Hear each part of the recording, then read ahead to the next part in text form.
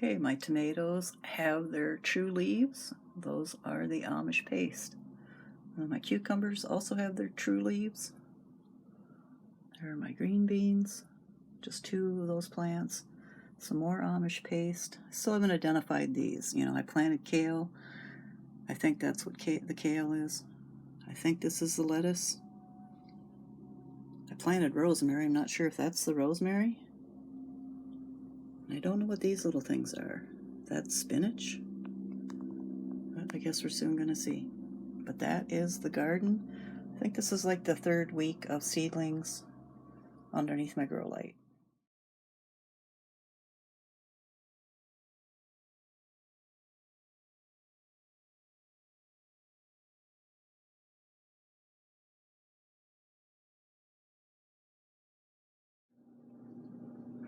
Hello everyone, and welcome back to my channel. I'm Kim from Simple Life, Happy Wife. Tonight's video is going to be all about plants and gardening. I'll put the I'll insert the clip of the video where I started some seedlings. The seedlings have now grown up. Some of them have already been potted, like our lettuce and green beans. Soon to be potted are cucumbers. Also the tomatoes have grown up, so we have some Amish paste tomatoes that are ready, some that are soon to be ready. I have peas that have, are grown up, and we're eating off of those for salads. What else? I have some spinach that we need to pot. I have some more lettuce that we need to pot. And I think that's it as far as seedlings and what needs to be potted or what has been potted already. Out on our container garden, I have a couple of pots of petunias that decorative pots that I made up from just assorted little containers. I think they were like $3 at Home Depot of wavy petunias, which I like. I have the David Austin roses are out there. The rose from Home Depot last year that I'm rehabbing is out there. Hopefully they start producing something, start growing. A tree, I have a tree that we've had for 3 or 4 years that I'm fertilizing right now. The peony roots that I planted last fall and also this spring basically were non-producers. So I went ahead and bought ordered a package for almost $20, and all of those roots were very alive and well, and we just planted 3 of those roots, so we hope that comes up this year. What else? I bought that Mandevilla, and it's lost all of its flowers, but it's still thriving, doing well. And I don't know if I mentioned it, I have lavender, which I do not grow from seed, thyme, which I do not grow from seed, and I did try to grow rosemary from seed, and that didn't work. I also had 2 little rows of seeds of lettuce. They also didn't germinate. So that's what I've got in the container garden. And then my husband and I did also up a few containers of flowers down by our front door. So we're busy with all of that today. So I hope you enjoy this video. The whole point of me gardening in a 6x6 foot spot out on our deck for a container garden is to learn how to grow things. And over the course of 13 years, I've grown everything except for broccoli, cauliflower, and eggplant. I've had all kinds of different types of pumpkins, cucumbers, beets, carrots, green beans, snow peas, probably 12, 15 different varieties of tomatoes, large slicing tomatoes, beefsteak tomatoes, all the way down to the smallest cherry tomato. I've done strawberries, lettuce, spinach. I don't know if I mentioned potatoes, garlic, ornamental flowers, edible flowers, sunflowers.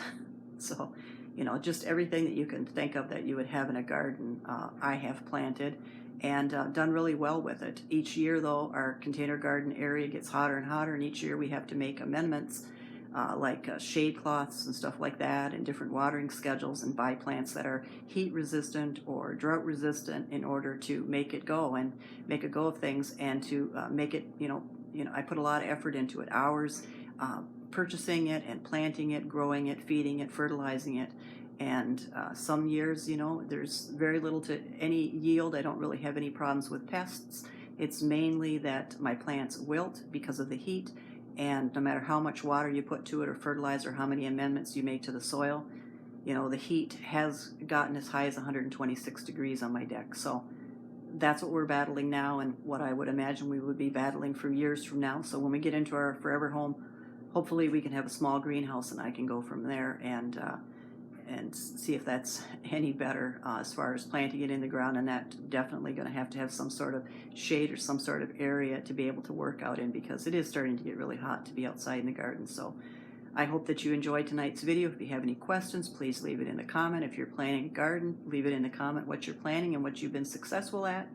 If you like this video and other videos that are featured, please hit the subscribe button, like or comment. I hope you're doing well, and I'll see you back here next week.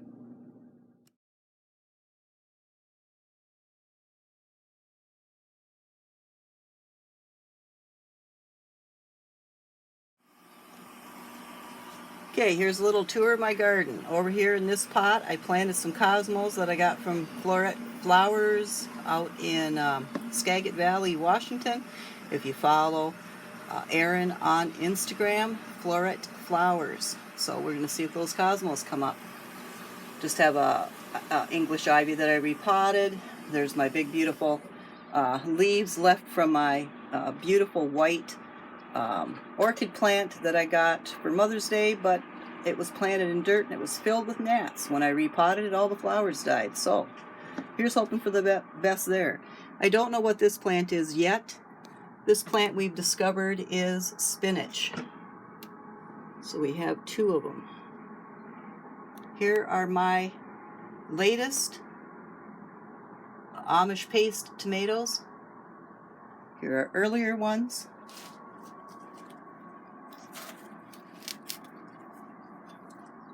Actually had these in a south-facing window of my husband's work, and they're pretty big, but I don't know, kind of limp. We have some more green beans that we planted for him. We have some out in the deck garden that I'll show you. In case those don't work, we've got some more. We got backups. And here are the cucumbers that are going to get planted today. We've got 2 plants, multiple leaves. Here is a baby Sansevieria. See how he works out. My Lizzie's still doing good. And some peas. I was basically just planting pea seeds in dirt. Put them under your grow light. I'll have this, this grow light is just fabulous. We would do much better if we had the long, I have one of those too, kind of those long bar lights, or those long, bar type LEDs that would cast its light along the whole tray.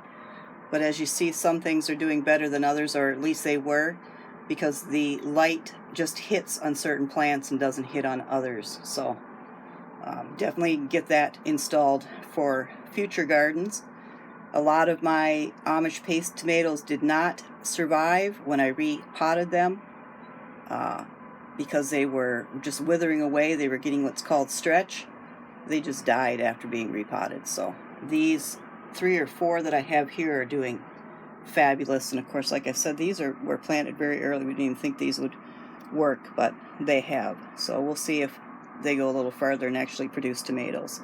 So we're going to get some of this stuff potted up today so that it has a chance of surviving. I apologize for the noise up front, but I do live right next to an interstate. So here are lavender plants that are doing really good.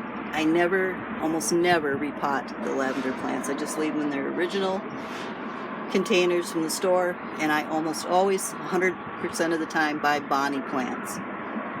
So I have bought proven winners in the past, and those do well, but I think probably for the last decade, Bonnie's plants, or Bonnie plants. So the lavender stays in its original container, and it seems to live a lot better. Otherwise, when I repot it, everything gets yellow on the bottom, and before you know it, it's dead. We bought a bunch of petunias, we split them up, and we put them in different containers. Of course, we bought the ornamental. There's an ornamental thing. But then I just love these sweet little peach-colored petunias. So that's in that pot with a little hummingbird flag. The rosemary I will be repotting. So I've got 2, 6, 8-inch plants. Those will be planted together.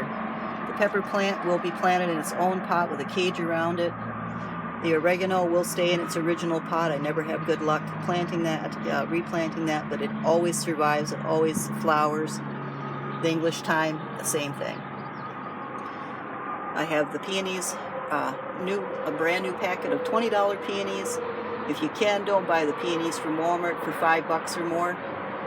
I read an entire article on the internet about peonies, and it showed what a dead peony root looks like, and that's what I've had every year that I purchase from Walmart, and that's why my peonies are never coming up. So these I bought from Home Depot for almost $20. They were all actual, relevant, living, breathing roots, and two of them were planted in this container. This is the rehabbing. I'm rehabbing this old rose bush from Home Depot from last year. We'll see if it comes back alive. It was alive last fall. There's my lovely tree. Here's another pot of petunias. I don't know if you can see it. These ones are purple, and another piece of ornamental. There's a little hummingbird feeder a hummingbird loves. I can post a link to that. It's not affiliate, ad, sponsored, or anything, but it does work, and it's cute. It's $20. No leaking yet, no ants. Here's one of the David Austin roses. Still looking to see if there's life after we potted or planted the bare root. Here's some lettuce that I need to trim up. That's looking great. Another David Austin bare root. Here's the Mandevilla without any flowers on it. As soon as I brought it out here, flowers basically withered away, but it is doing better, and there's a lot more green to it and a lot less brown than there was when we purchased it. Here's my husband's green beans, and here are 4 tomato plants that I purchased besides the ones that I'm growing in our office. There's 2 Cherokee purple and 2 so you can see what they're called. It just says Harvest Select. I want to say there's something that Bonnie made that's like a hybrid. Anyways, Cherokee purple always wither.